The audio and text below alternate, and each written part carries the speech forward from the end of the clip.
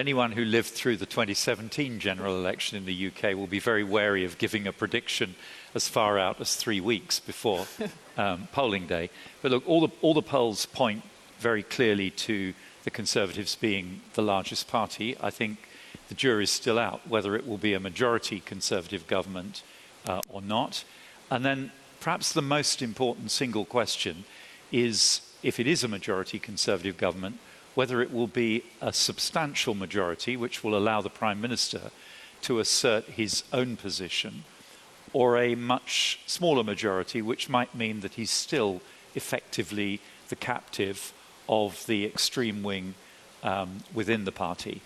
So I think there's all to play for there. And many of my former colleagues who are what I would consider to be optimistic still like to believe that once he's delivered Brexit, i.e. we will leave the European Union, and he's got a solid election victory behind him, Prime Minister Boris Johnson may actually turn out to be a pragmatist in terms of his future negotiation with the European Union. You may grimace, Stephanie, but there are optimists out there that hope that it may happen. And on your wider question about the future of the UK, look, there's no doubt that the UK's image and reputation in the world has been dented by this experience.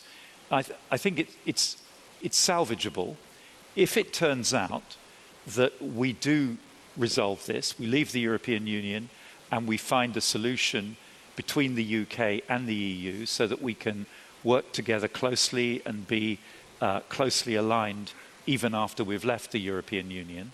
Then maybe people will look back on this period and say, actually, our institutions and our democracy did, in a rather ponderous fashion, function to deliver a good outcome.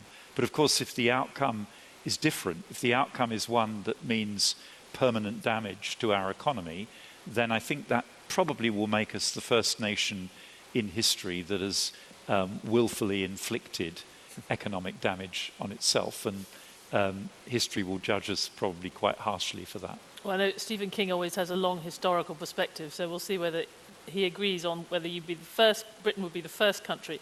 But just to clarify something that you said, you made the point that if Boris Johnson has a very small majority or doesn't have a majority, the risk is he would then be more of a prisoner to the extremists.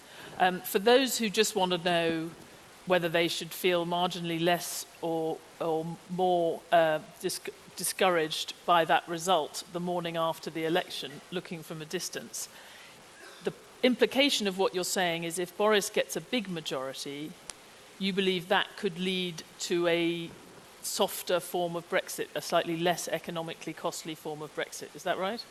It could do. If that's where he wants to go, he would have the authority to take the country where he wanted to take it. I think probably the worst outcome is a very small Tory majority government where he will be the captive of the hardliners in the party. And from your perspective, would it be better to not have any Conservative majority, even though you have been a long life Conservative member, just in this particular circumstance? Well, look, you have to look at a general election is a much broader issue. It's not a referendum with a single issue. And having now seen the Labour manifesto and the policies that Jeremy Corbyn is proposing for Britain, they would clearly be catastrophic. Economic disaster. It's probably quite difficult for people to think what Britain could do to itself that would be worse than a hard Brexit. But the Labour manifesto published yesterday pretty much gave us the answer to that. Of course, we may have managed to pull off both.